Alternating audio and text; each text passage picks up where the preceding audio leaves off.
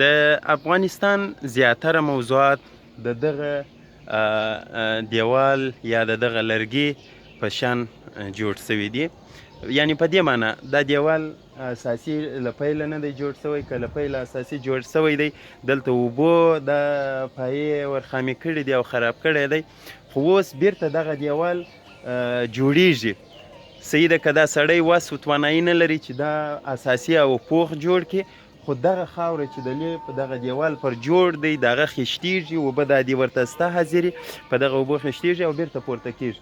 مګر که چیرې ده په دغه لرګي تکیه وي، نن وي که سبا وي، دا لرګی ماس یوه ذره شور وخوري دا دیوال کیدای سي راچپه سي. د افغانستان حکومتونه، د افغانستان سیستمونه، که هغه طالب وي، که مجاهد وي، که دغه حاضر حکومت وي، هر هغه څوک چې وي هغه همداسې یعنې پر بهرني قوې باندې تکیه ده او دا بهرنۍ قوه چې هر وخت ځینې لرې سي دی به له منځه سي.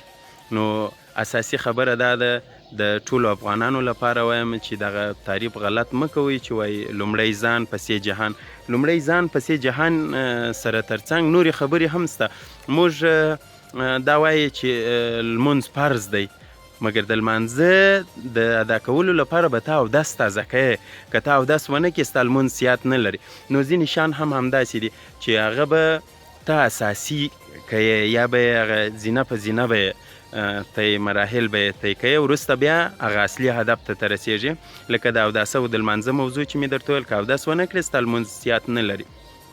دلته خبره همدا ده، کله چې موږ د ځان خبره کوو په دې ځان کې هغه اصلي مطلب دا دی چې ته خپل شخصیت جوړ که، ځان داسې جوړ که چې د ناروا خلاص که، د پیسکو پجورو خلاص که، د ناوړه د ظلم د جبر څخه ځان خلاص که، په غلطه لار مه ځه. دغه ته ځان جوړونه وایي. دې ته ځان جوړونه نه وایي چې پر بل جبر وکړه، پر بل ظلم وکړه، بل ووهه، حرام وخوره تر څو ته یو 5 روپۍ پیدا کړې او ته یو اسوده ژوند ولرې. دغه ستا اسوده ژوند به تا ته څه په درد وخوري په داسې حال کې چې ستا د کور د بغل همسایه جوړ نه وي، ستا د کور د مخ سړک جوړ نه وي، ستا کلینیک، ستا ښوونځی جوړ نه وي.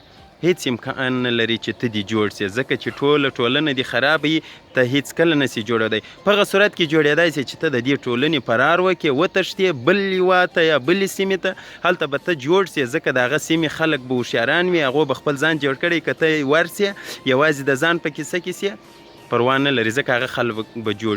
نو دلته موږ ته لومړیتوب دا دی چې موږ د ځان جوړونې سره سم ټولیزې ګټې، ملي ګټې یا ټولیز او ملي ارزښتونه وپېژنو.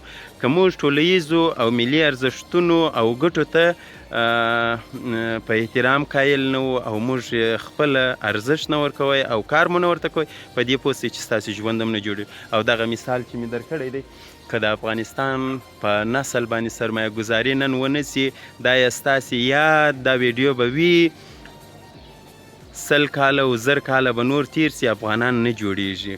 ځکه چې دلته مشکل وي هیڅکله هغه خلک نه جوړیږي. د دغه ځای مشکل به حلوو، بیا وروسته جوړیږي. او د هغه مشکل مې یو ساده مثال دغه دیوال درکړی چې پر بهرنۍ قوه به تکیه نه کوو، دغه به له منځه وړو. که تاسې وایاست چې موږ خپله دا توانایي نه لرو، ما درته ویله اوبه دا دې لرو حاضري، خاوره دا د تیاره خپله د دغه دیوال د چپایه که دا دیوال بیرته یې د سره څخه تاداب ګذاري که جوړه که د بهرنۍ تکیې څخه به خلاص. ښه وخت ښې چارې. زما په دې خبرو باندې غور وکړئ، کیدای سي په ځینو خلکو بدې ولګېږي یا په ځینو خلکو باندې د ناپوه په نظر راته وګوري، مګر تاسې لږ د ځانه سره تحلیل وکړئ او دغه دیوال او دا لرګی مثال کړئ. د افغانستان هره موضوع همدغسې روانه ده. ځکه ما په 2019 کې په دې موضوعاتو باندې ماسې فکر کوئ، خو کله چې ما ټول افغانستان په پښو وغوښتی او کلی مې وکتی، مسجد مې وکتی، د هر انسان سره مې د زړه خبرې وکړلې او د هغه خپل د زړه خبرې راته وکړې، زه دې نتیجې ته رسېدلی یم چې پرته له نسل جوړونې څخه ناممکنه ده، پرته له کورنۍ جوړښت څخه ناممکنه ده چې افغانستان جوړ شي. ښه وخت ښې چارې بیا هم.